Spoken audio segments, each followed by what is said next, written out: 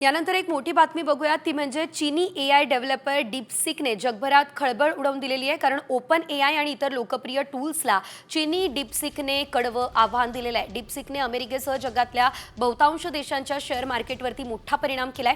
त्यामुळे तब्बल 24 तासांमध्ये जगभरात श्रीमंतांचे 9 लाख कोटी बुडालेले आहेत। तर चिप निर्मिती करणाऱ्या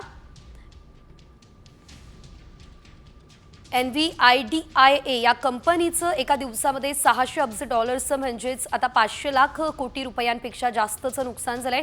आणि हा आकडा जो आहे तो रिलायन्स सारख्या 3 कंपन्यांच्या बाजार भांडवला इतका आहे। तर डीपसीकने ॲपल स्टोअरवरती ChatGPT सारख्या मोठ्या कंपनीला मागे टाकलेलं आहे आणि पहिलं स्थान सुद्धा पटकावलेलं आहे।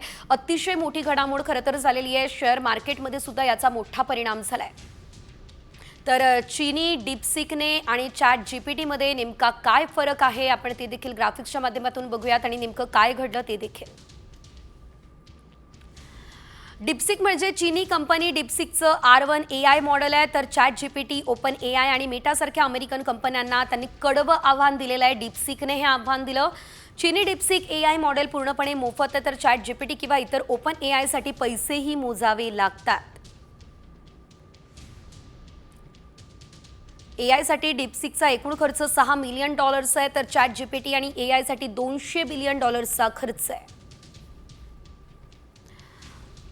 डीपसीक AI मॉडेल बनवण्यासाठी $1 खर्च करतो, तर ChatGPTला AI मॉडेलसाठी $1000 चा खर्च येतो। डीपसीक खूपच कमी संगणकीय शक्ती त्यासाठी लागते, मात्र ChatGPT साठी खूप जास्त संगणकीय शक्ती जी आहे ती आवश्यक आहे।